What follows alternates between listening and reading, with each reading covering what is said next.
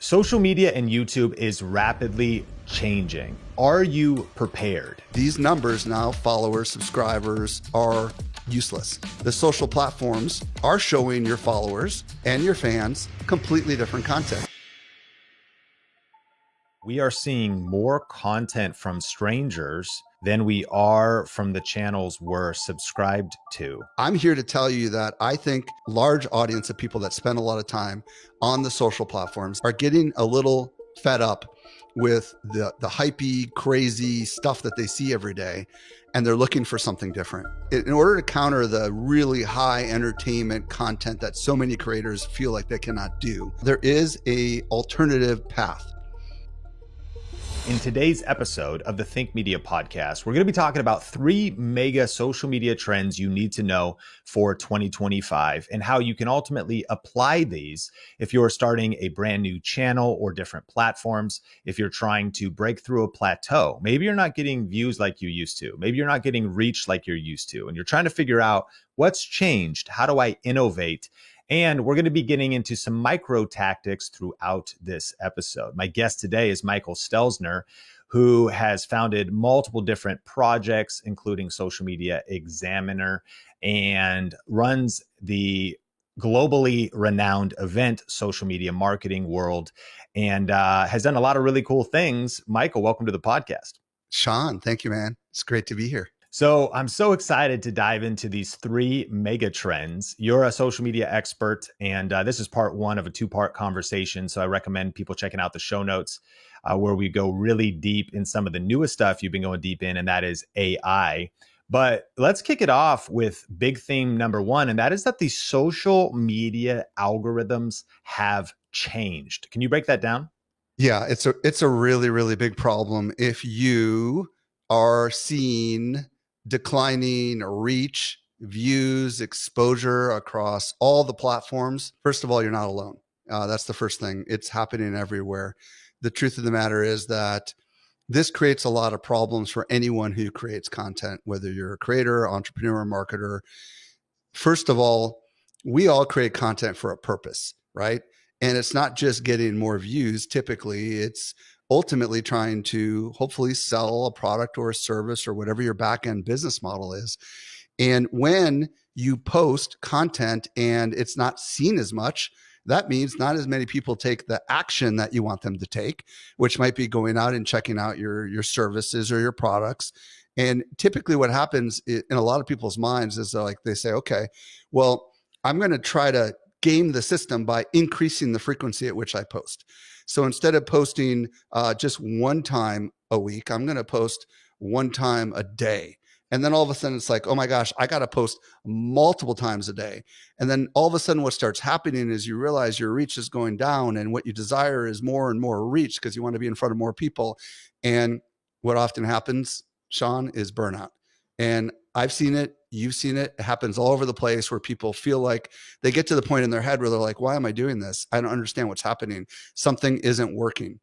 And here's kind of what's going on. The social platforms, all of the social platforms, YouTube, TikTok, Instagram, Facebook, X, LinkedIn, you name it, they are deprioritizing content from the friends. For example, if it's a social network, they're deprioritizing it from businesses, and they're also deprioritizing it from subscribers.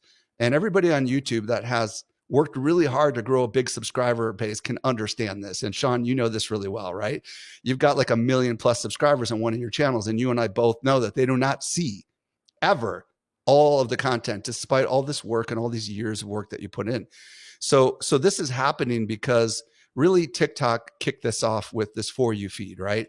So what they started doing is they started showing content based on what they believe you're interested in. And the social platforms have eventually learned this, right? They've learned that despite the action that you take to follow a page or a YouTube channel or whatever, they kind of learn what you're interested in based on your behavior. And what they do is they show you more and more of that behavior. And the result of that is often you see content from people you've never heard of before, but it's interesting, it's entertaining, it's exciting. And what that does is it changes kind of the metrics that we used to care about. because the metrics that everybody used to care about, they want to get one of those silver play things, which I've got one, you've got one, or they want a gold one, right? Or they want to get 100,000 subscribers or followers or whatever, or 1 million.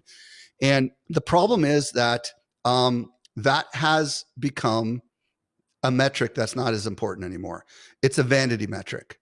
So the one value of having a fair amount of followers and subscribers is a concept known as social proof.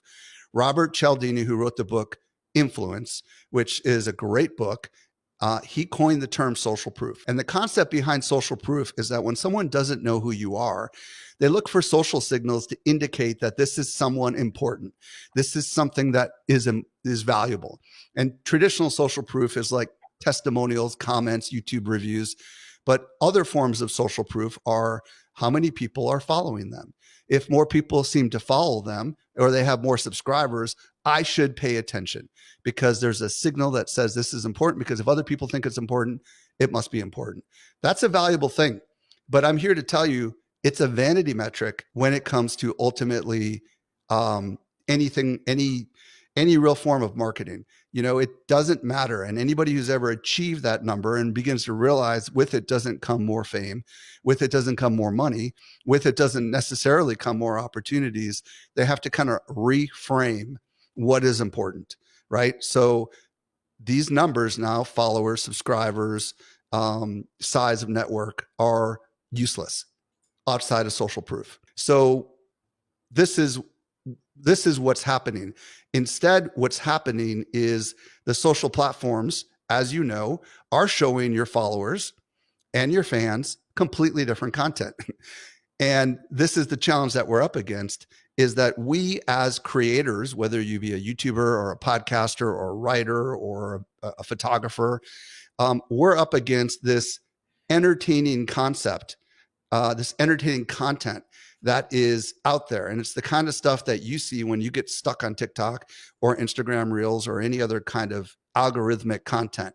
And this stuff tends to be highly entertaining. It tends to be almost impossible for your average creator to make, because a lot of it is so fantastical that what it does is it kind of sends this signal into the brain of creators that I could never do that. I don't know what to do. And the truth of the matter is the social platforms know this kind of content is addictive. And what the platforms care about is retaining people on platform. Sean, we've been talking about this for years. The most important metric on YouTube is what? Retention, right? Are you ready to start your YouTube channel, but you don't know where to begin? Or have you been posting videos, but you're frustrated because you're just not getting the views and nobody is seeing them? For a limited time, you can get the #1 best-selling YouTube strategy book, YouTube Secrets, for free at ytsecrets.com. This book is the proven blueprint that has helped thousands of people go from 0 subscribers to a thriving channel. All I ask is that you pay shipping, and then I will mail you the brand new updated 2nd edition of YouTube Secrets. And when you place your order today, there's a couple other super cool things that'll hook you up with. First, you're gonna get instant access to a free deep dive masterclass where I will break down the exact strategy I'm currently using to generate over 120,000 views per day, every single day on YouTube, and generate over $100,000 per month on the platform, as well as the 3 biggest mistakes that most creators make when starting and trying to grow their channel. That class is free to watch instantly when you pick up this special offer. Now, you're also gonna get my video series called The Perfect Video Recipe. One of the updated chapters in the 2nd edition is titled The Perfect Video Recipe. It's actually a formula for how to structure YouTube videos to get maximum views and how to break through in the YouTube algorithm. This is the exact formula that readers of the book and our students are using to generate millions of views. And again, that'll just be included when you jump on this limited offer. Third, you're gonna get access to our 1000 Subs Club email newsletter, which delivers actionable weekly tips to your email inbox that will help you get to 1,000 subscribers fast. And we also do really cool weekly giveaways that includes lighting and microphones and YouTube equipment, plus software that will help you on your creator journey. But here's the thing, supplies are limited on this free book promotion. So if you want to grab this offer, go to ytsecrets.com right now and just place your order covering shipping, and I'll get this book in the mail to you right away. So moral of the story here is that all the platforms want you on the platform so that they can monetize you. because the longer that you stay on the platform, the more you're going to see advertisements. And let's be clear, ads is the main way that all of these platforms make money. So if they cannot retain people on platform with your content, they're going to give that content to someone else, because all of these people have a limited amount of time on the platform. So we need to reframe our mindset, because what happens is the entertaining content gets bigger, everything else gets pushed out, everything else gets smaller. So the new reframe now is not more is better. It's not more subscribers, more followers, more this, more that. What's the new reframe is right is better than more. The right people is greater than more people. And that's really important. You need to attract the right people, no matter how big the number is. If you can attract the right people, then you can accomplish whatever your mission is, right? So if your mission is to sell more of your books, you need to attract the right people. If it's to sell a consultancy, it's the right people. It's not about the more people, because when you attract the more people, generally speaking, it means broader topics, and it means they're probably not likely going to buy whatever it is you have to sell. So small is the new big. That's the first concept. Well, I want to unpack a few things before we go on to the next macro trend. It's so fascinating. Basically, what you're saying is that we are seeing more content from strangers than we are from the channels we're subscribed to, because content is what's rising to the top. Now, there's downside to this if you're established and you've been in this a while, like you and I have, because there is this quote of subscribers don't matter. And there's a lot of truth to that you might have a lot of subscribers, but you're not actually getting the views or the reach. The opportunity is that brand new channels can post content that can get discovered. It's sometimes been called the TikTokification of social, because TikTok was so known of people going from zero to a lot of exposure without having to take years to build a following. So the content becomes the variable. Am I getting that right? Yes, you are. And it's not about the new channels. It's about the right kind of content, right?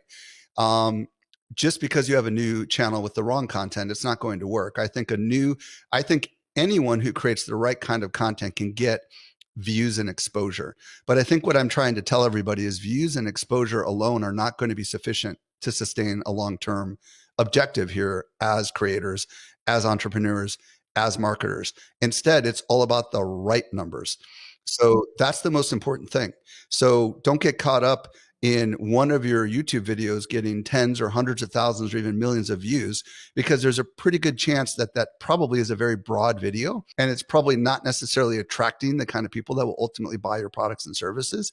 So it's much better for you to get 1,000 people to watch a few videos, or even hundreds of people, of the right people to watch a few videos and then ultimately want to do business with you, than to get millions of people watching the wrong videos and never wanting to do business with you. I understand. And so that's really one of the new ways forward in 2025. It's not necessarily about more views. It's about the right views. And it's also then about the right business model, thinking through that you're probably losing from the start if you're depending on the TikTok creator fund or YouTube ad revenue. Because even if you are good at generating views in the short term, if you don't diversify your income streams or really think about a deeper and more diverse foundation financially in the creator economy, you're in trouble to the ups and downs of CPMs and RPMs and ad revenue and trends.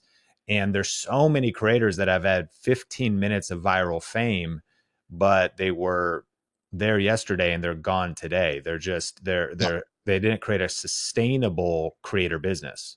Yeah, it's like magnesium, it puts off a lot of light, but it lasts for a microsecond.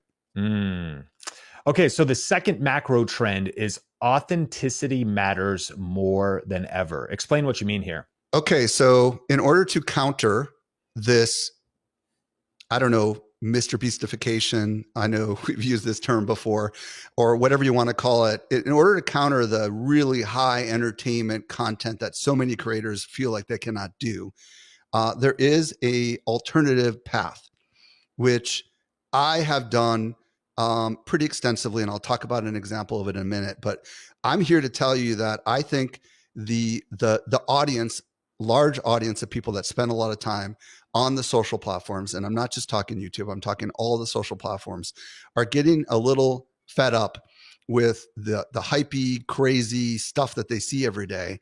and they're looking for something different. And I think what they're looking for is raw, authentic stories that they can connect to on an emotional level. And it's true that stories have always been really, really valuable, but I feel like now they're even more valuable than ever, because most of the content that the social platforms focus on is like short, 30-second or less content that's designed to shock and awe people, right? But I'm talking about something that's a little longer and something that's a little more raw and real. And we're talking about unpolished content here. We're talking about the kinds of content that most people would be afraid to share. Raw, real. And this stuff works because people crave authenticity. There's so much fakeness on the social platforms. And if anything, TikTok has made it worse, right? Short form video has made it horribly bad. And what really people want is they want to hear the real, true, behind the scenes. What are the struggles that are going on? And I'm going to tell you an example of one that I wrote about recently. And here's what I said. This person, quote unquote, said, "Tell me why I should recommend your event again," he said. Those are the words I heard from a passionate friend and former customer while in a crowded bar last night. We proceeded to chat for a long while. The message he said was clear. There were only 2 events he recommended to everyone: Vid Summit, the event I'm at now, and Social Media Marketing World. But something happened that made him change. And I went on to talk about why he felt like Social Media Marketing World was not for him anymore. Now, here I am, the founder and creator of this conference, and I'm publicly sharing a customer story from someone who really cares about me and said, "I don't think this event is for you anymore," right? And this is what I do every single week. I share these real stories of behind the scene challenges that I face as a marketer and as an entrepreneur. I do it through text, and I do it across X, LinkedIn, and Facebook, because those are the only 3 platforms that support long form written text. Even Threads is not long form. So I share these long things every single week, and there's always a little lesson in it. And I've always got one of my products worked into the middle of it, generally speaking. Now, if I was good on video and I feel like it's not my craft, I'm not going to lie, I would probably share these very same stories on video. But my craft is the written word, because I'm a writer and I'm also a podcaster. So this kind of content gets enormous engagement, but doesn't get a lot of reach. So what I mean by that is I get really rich comments from people, and I engage with every single comment. And people are excited because they get a chance to share their thoughts on what I just wrote about. And here's what ends up happening. What ends up happening is people private message me and say, "Whoa, I didn't realize you were dealing with that," or "I'm dealing with that too. That's amazing." And what it does is it draws a bond between you and your audience in a way that is really, really strong. Now, I want to pause here. I don't know, Sean, does anybody do this in the YouTube world? Does this stuff work in this world?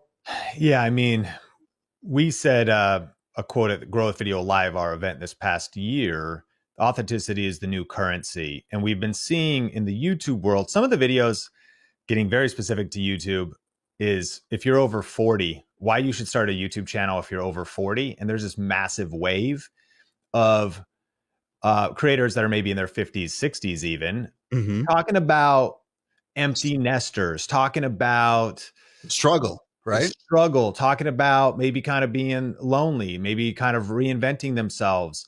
And it's just blowing up. And then you're seeing that across every vertical. You're seeing some, because it's also the counter trend to, social media on steroids eventually has a video titled, how get rich overnight, right? Yeah. How I became a millionaire at age 13, how I bought my first 10 rental properties as a 15-year-old, you know what I mean? And like just this ridiculous. And so exactly what you're doing in long form text is really happening in YouTube. Some people are calling it YouTube easy mode, because easy mode means the production value, that's not the challenge. It's not a lot of editing. Maybe there's some jump cuts because you're still trying to just like you would edit text. Like you're sitting down and typing, it's flowing from the heart, but you craft the message a little bit, but it's just raw. It's your heart bleeding out of just the real thing that's happening. And one of our students, Rena, was really started to tap into stuff when she started talking about menopause and just getting really real about, she kind of has a over 40s message to her community. And as she got into topics, and not just to chase views, and that's not even the point, right? Because we're talking about depth, but we're talking about vulnerability.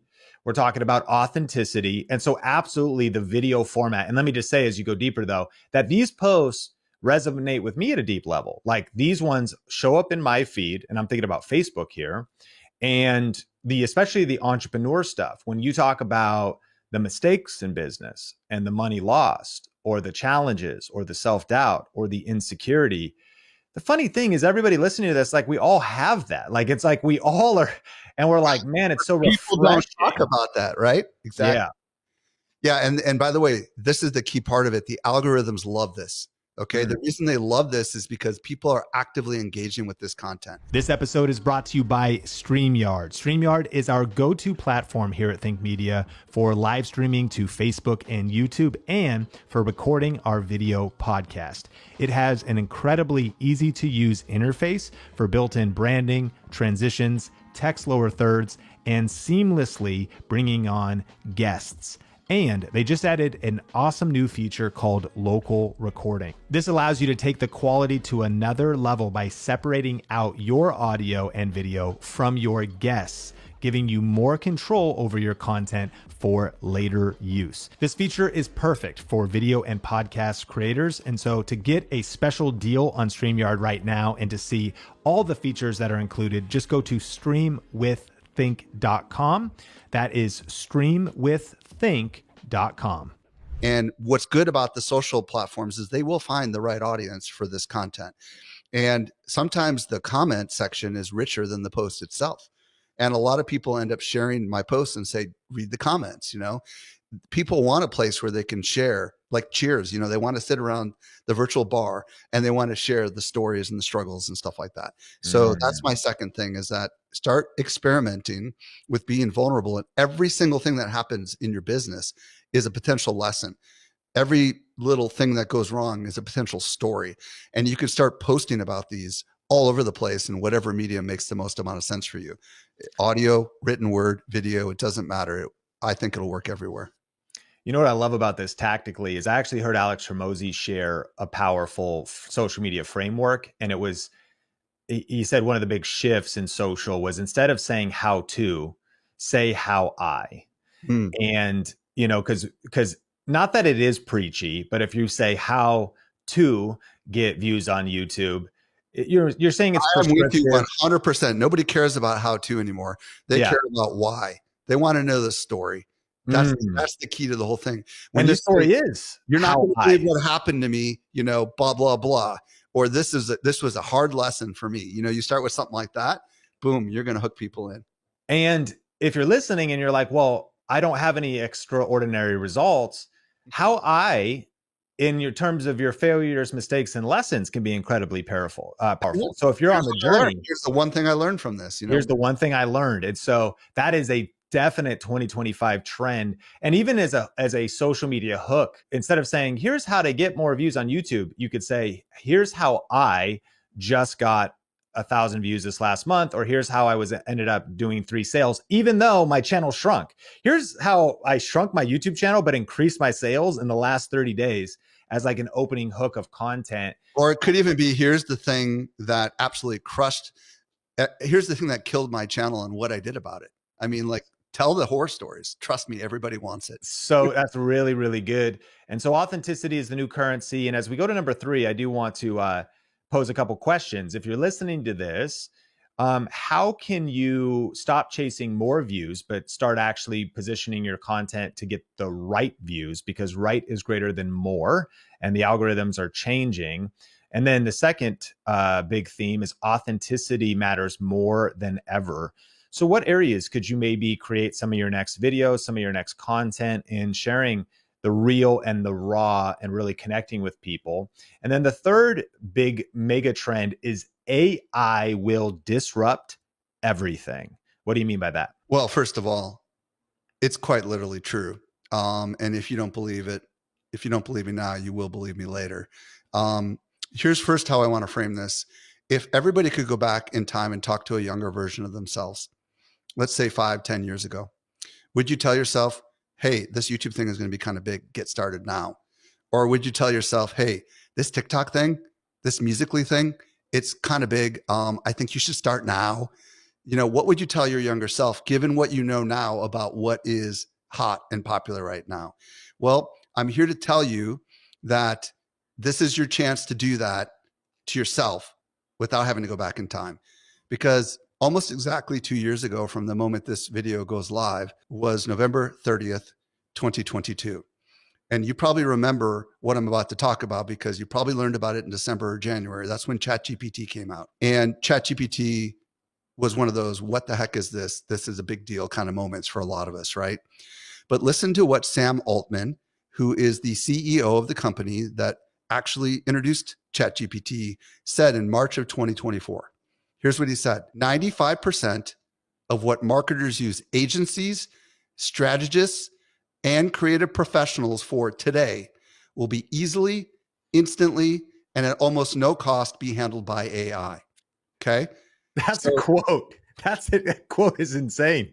Okay, here he is. Okay, and here's what you need to know about him. Okay, OpenAI is yet to release the beast. Okay, ChatGPT, the way you know it, was probably been in production for 2 years. Okay, so you have to understand that there are stuff that they're working on behind the scenes that they know that we do not know. So you have to ask yourself, what does Sam Altman know that the rest of the world doesn't know yet? What's this wake up call that's going to come? And this is what this really means. What this really means is that a whole new class of creators is about to be born. They're not here yet. In the same way, Photoshop opened up the world of photography in a way that we could never imagine, because all of a sudden Photoshop made everyday people amazing photographers, and Photoshop allowed incredible creative things to happen. And we all probably use Photoshop if we're doing thumbnails and all this kind of stuff, right? And we understand the power of it, right? And it's only getting better. Well, guess what? OpenAI is going to allow people to become creators that never realized that they were creators, because it's going to give them all the tools that they need to be able to produce content in mass. And if you think there's a lot of competition today, mark my words, it's going to 10x in the next 12 months, okay? You're going to see creators popping up left and right, and they're going to go from ideation to execution faster than you could ever possibly imagine. And that's a really, really big deal. Secondly, right now, people think of AI and they look at it from the wrong perspective. They think AI is ChatGPT and it's just a flashing cursor on their screen, and they put in a sentence and it outputs text and makes up lies. They have no idea that AI can do so much more than text. AI can create photorealistic images that I guarantee you would not know were AI generated. I showed some to Sean when we were prepping for this show, and his mind was blown. AI is already beginning to do video. As a matter of fact, within a matter of weeks from when this show came out, Photoshop released their AI stuff for Adobe Premiere Pro, and they can now extend shots by a couple of seconds, and they can carry on that stuff. I mean, there's so much stuff you can do with AI. We are at the early stages of a creative renaissance that is powered by artificial intelligence. It will disrupt everything. And I'm not just talking about the creative industry. Quite literally, it's going to disrupt everything. Well, I want to encourage listeners to be a part of part 2, because we're going to go deep on AI. But if we unpack this at a trends level, I think there's probably some skeptics, and I'm curious what you would say to them if they think that AI is being overhyped right now, or it's not coming as fast as we think. What would you say? Well, there's 250 million people that are using ChatGPT paid. Okay. 250 million. That's almost the entire population of the United States that are using ChatGPT paid right now.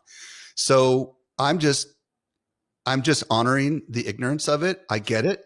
But trust me, I track this stuff every day. I've got a podcast called AI Explored where I'm tracking this stuff, and I am a bit of a futurist. I can see where this is going. I've been tracking this for over 2 years. You just need to do a little bit more research, and I think your eyes will be opened. My other question here is for those that are feeling overwhelmed. Obviously, listen to part 2 of our podcast, because we're going to talk about some of the tools and how you can implement this. The quote you said was pretty, in a way, scary. You said competition is going to increase 10x in the next 12 months. I agree with you. I think that sounds pretty overwhelming when it feels like already competition is fierce. But if I'm understanding what you're saying, you're not, you at least are on a level playing field with the competition, because the reason it's going to increase is because this is a new generation of creators embracing AI. And so the reason you would not be able to keep up with competitors is because you're sitting on the sidelines, not continuing to learn, not diving in right now. And your opportunity is to actually sprint right now. That is your opportunity, because you will have the competitive edge because you're listening to this video, you're listening to the audio version of this. You have the chance to learn and get ahead so that you can increase your productivity, increase your creativity, and ultimately increase your output. Because Sean and I know this, we've already probably twice increased our productivity because of artificial intelligence. And those creators that are really good with creating content have a chance to really take it to the next level, and you will have an edge over those that do not. And what's amazing is it's not going to take as much time. That's the most important thing. The big fear that's holding people back from creating great content is the amount of time. And now that can all be solved very, very quickly.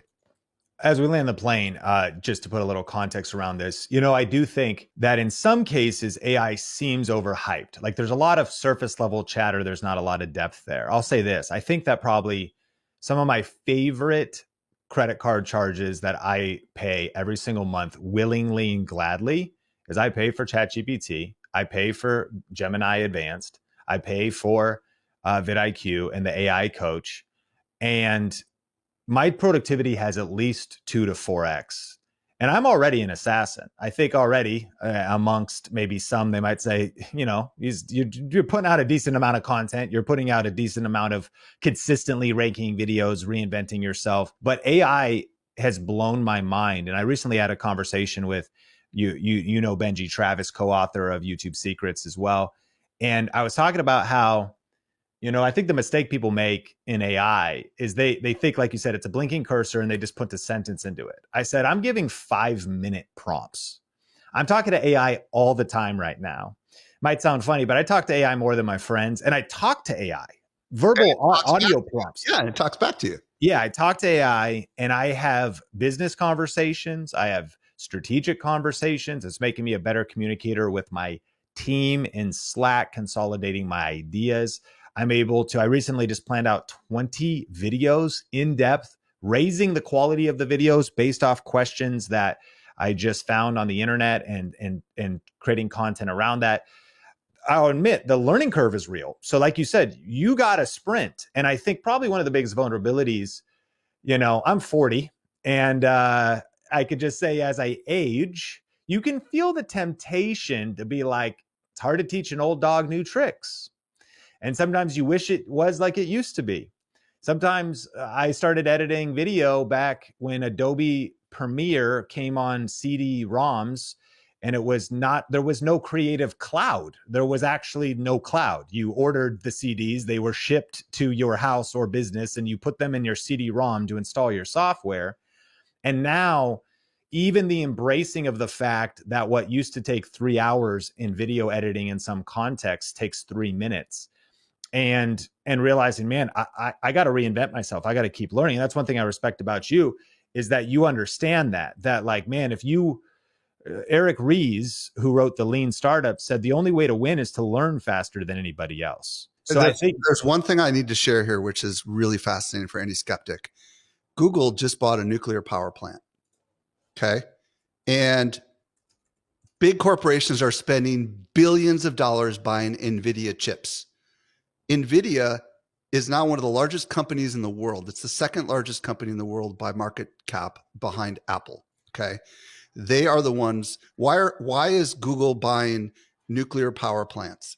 Why are these huge corporations spending tens of billions of dollars buying NVIDIA chips? Because they understand what we do not yet understand, that artificial intelligence requires enormous amount of power and requires enormous amount of investment. If these huge corporations, the biggest corporations in the world, Elon Musk spent billions developing factories, for lack of better words, that power these AI chips so he can get into the race. Mark Zuckerberg is spending billions of his riches to develop open source AI models. This is the biggest land race that has ever happened in the history of the world. So if they are doing that, they see something the rest of us do not.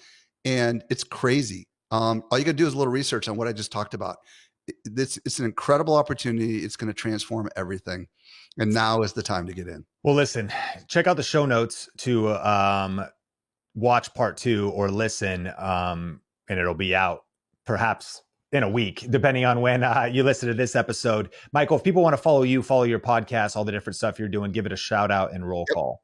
Yeah, AI Explored, wherever you listen to podcasts, or you can check out our YouTube channel, which is small right now at AI Examiner. Amazing. And Think Media Podcast, subscribe, like, share, review, wherever you watch or listen.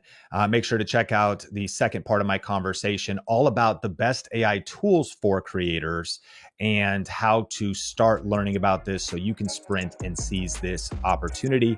My name is Sean Cannell, your guide to building a profitable YouTube channel. This is the Think Media Podcast, and we'll catch you in the next one.